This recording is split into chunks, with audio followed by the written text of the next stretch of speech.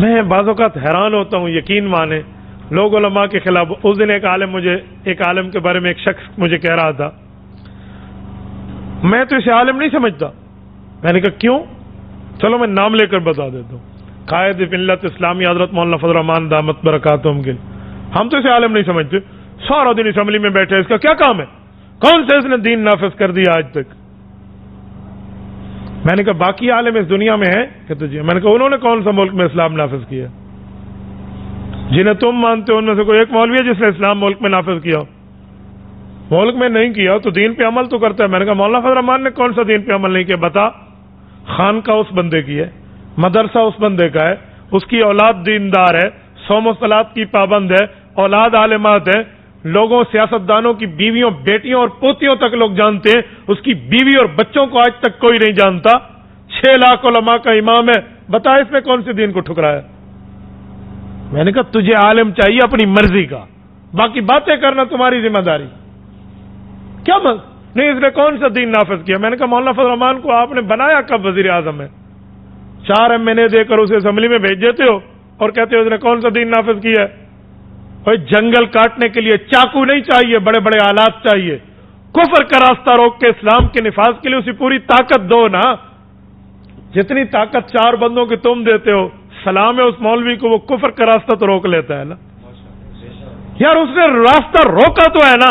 آج تک اسلامی شکیں موجود ہیں آئین میں، اس کی وجہ یہی علماء ہے جو اسمبلی میں بیٹھے. اور مولانا میں ایک مزے کی بات آپ کو سناؤں. ہمارے نوجوان اکثر یہ جملہ کہتے ہیں، اور وہ کہتے تو دین کے درد سے ہیں، لیکن ان کے سینے میں دین کا علم نہیں ہوتا اور وہ غلطی کر جاتے ہیں. وہ کیا ہے؟ وہ کہتے ہیں ہم عالم کی قدر کرتے ہیں لیکن سیاسی عالم کی قدر نہیں کرتے. وہ سمجھتے ہیں کہ سیاست کوئی فضول چیز ہے. جب مولوی بنتا ہے نا تو مولوی کے سر پہ پگڑی آتی ہے جسے کہتے ہیں دستار فضیلت.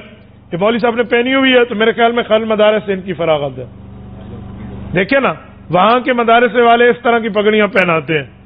تو یہ بخاری شریف پڑھنے کے بعد ان کے سر پہ پگڑی سجی ہے. جب تک عالم صحیح مسلم کی حدیث کی کتاب نہ پڑھے وہ عالم بنتا ہی نہیں ہے. صحیح مسلم میں حدیث پاک صحیح موجود ہے. حضرت ابو ہریرہ فرماتے ہیں اللہ کے رسول نے فرمایا کانت بنو اسرائیل تسوسهم الانبیاء کلما ہلک نبی خلفہ آخر وانہ لا نبی بعدی. لوگوں انبیاء کرام انبیاء بھی ہوتے اور سیاست دان بھی ہوتے تھے. جب ایک نبی فوت ہوتا دوسرا نبی بھی آتا اور سیاست دان بھی ہوتا. اور میں سب سے آخری نبی ہوں، میرے بعد نبی نہیں آئیں گے، میرے خلفاء ہوں گے. اور جامع ترمذی میں العلماء ورثۃ الانبیاء، علماء انبیاء کے وارث ہیں. تو جب عالم نبی کا وارث ہے ہر چیز میں نا، مصلی نبی کی وراثت میں عالم کو ملا، ممبر نبی کی وراثت میں عالم کو ملا، نکاح جمعہ عید کا خطبہ نبی کی وراثت میں عالم کو ملا، نکاح طلاق غمی خوشی کے فتوے دینا نبی کی وراثت میں عالم کو ملا. تو سیاست میں نبی کی وراثت میں عالم کو ملی ہے.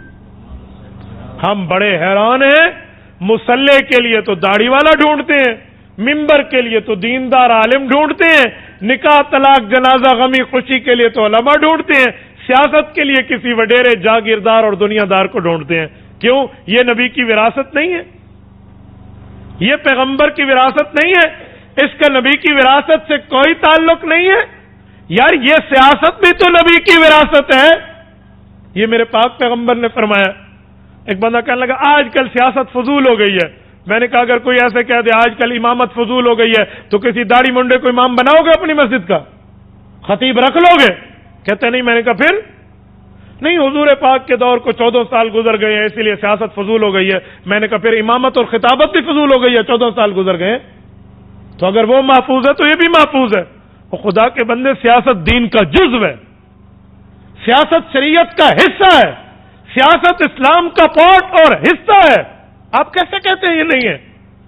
اور جس بندے نے اس میدان کو سنبھالا ہے وہ تو رسول اللہ کی وراثت میں سنبھالا ہے. تو کہتا ہے میں سارے مولویوں کو مانتا ہوں، سیاسیوں کو نہیں مانتا. اور تبلیغ کا مولوی تبلیغ سنبھالتا ہے تو حضور کا وارث ہے. اور یقیناً ہے جہاد کا مولوی صحیح جہاد سنبھالتا ہے تو حضور کا وارث ہے. تدریس کا مولوی درس سنبھالتا ہے تو حضور کا وارث ہے. تزکیہ کا مولوی خانقاہ میں دلوں کو اللہ اللہ کرنا سکھانا اگر سنبھالے ہوئے تو حضور کا وارث ہے. سیاست جس عالم نے سنبھالی ہے وہ حضور کا وارث کیوں نہیں ہے؟ یہ تمہیں کس نے کہہ دیا یہ رسول اللہ کا وارث نہیں ہے؟ اور میں ایک جملہ کہتا ہوں، رمک کے مسلمانوں، دل کی تختی پر غور سے یہ بات ذہن میں رکھنا، یہ جو لفظ ہے نا کہ ہم مولویوں کو مانتے ہیں سیاسی مولویوں کو نہیں، یہ سب سے پہلے کس نے کہا تھا؟ اس دھرتی پر کس نے کہا تھا آپ جانتے ہیں؟ قادیانیوں نے کہا تھا۔ کیوں؟ کہ جب قادیانیوں نے ملک میں ختم نبوت کا انکار کیا اور مرزے کو جھوٹا نبی مانا، جھوٹے کو نبی مانا اور کلمے کی دعوت دے کر اعلان کیا کہ لا الہ الا اللہ محمد الرسول اللہ میں لفظ محمد سے مراد مرزا قادیانی ہے، نعوذ باللہ۔ انہوں نے اعلان کیا کہ ہمارا نبی مرزا ہے، اس پر فرشتہ اترتا ہے جس کا نام ٹیچی ٹیچی ہے، اس پر سنسکرت زبان میں آیات اترتی ہے، اور قادیانیوں نے اپنا مذہب بنایا اور حضور پاک کی ختم نبوت پر ڈاکہ ڈالنے کی کوششیں کی۔ تو عطا اللہ شاہ بخاری امیر شریعت رحمۃ اللہ علیہ، اللہ اس کی قبر پہ کروڑوں رحمتیں نازل فرمائے، یہ میدان میں آئے، 10,000 آدمی شبہ ہوا، لیکن ملک میں قانون نہ بنا سن 53 کی تاریخ میں۔ لیکن جب سن 1974 آیا، اس وقت اس ملک پر اللہ کی ایک رحمت تھی، ایک سیاسی عالم اسمبلی کا ممبر تھا جسے دنیا مولانا مفتی محبود کے نام سے یاد کرتی ہے رحمہ اللہ، یہ اسمبلی میں تھا، سیاسی بھی تھا، مدرس بھی تھا۔ اس نے قومی اسمبلی میں اعلان کیا، اس وقت کے وزیر اعظم جناب ذوالفقار علی بھٹو اللہ ان کی مغفرت فرمائے، اس کا بہت بڑا ختم نبوت میں ہاتھ ہے، ان کی موجودگی میں کہا کہ آج ہم حضور پاک کا نام لے کر حلف لیتے ہیں، ہم حضور پاک کا نام لے کر خود کو مسلمان کہتے ہیں، اور رسول اللہ کی عزت اور ناموس اور ختم نبوت پہ حملہ ہے، ہماری اسمبلی کس لیے؟ ہم کس چیز پہ MLA بن کے بیٹھے ہیں؟ آپ اس چیز کا فیصلہ کرو۔ تو اسمبلی چاہتی تو یک طرفہ فیصلہ کر سکتی، تو نے یک طرفہ نہیں کیا، انہوں نے کہا جی قادیانیوں کو بلواؤ۔ قادیانی اپنے خلیفہ سمیت آیا، اپنے بڑے سمیت آیا، نائب نبی سمیت آیا، اور 13 دن وہ اسمبلی میں موجود رہے۔ 13 دن انہیں بہت سا ٹائم ملا، اپنے آپ کو مسلمان ثابت کرو، دلیلیں لاؤ، ثبوت لاؤ، ایویڈنس لاؤ کہ تم مسلمان ہو اور تم حضور کے ختم نبوت کے منکر نہیں ہو، حضور پاک کی شریعت کے انکاری نہیں ہو، دلیلیں لاؤ۔ 13 دن تک بحث چلی۔ ادھر سے مولانا مفتی محمود مسلمانوں کے قائد تھے، باقی علماء سمیت تمام مکتبہ فقہ فکر جتنے اہل سنت والجماعت اسلام کے وہ سارے موجود تھے، اور ادھر سے قادیانیت تھی۔ 13 دن بحث ہونے کے بعد کفر ہار گیا اور اسلام جیت گیا۔ یہ اسلام کو تو اللہ نے ضرور جتوایا، سبب یہ سیاسی عالم بنا ہے، یہ سیاسی شخصیت بنی ہے، اور مولانا مفتی محمود نے مرزے کو کافر اقلیت قرار دلوایا اور ملک میں قانون بنوایا کہ جو ختم نبوت کا منکر ہے وہ اپنی عبادت گاہ کو مسجد نہیں کہہ سکتا، وہ کلمے کا اعلان کے اوپر دعوت نہیں دے سکتا، وہ خود کو مسلمان نہیں کہہ سکتا، وہ کافر اقلیت قرار آ گئے۔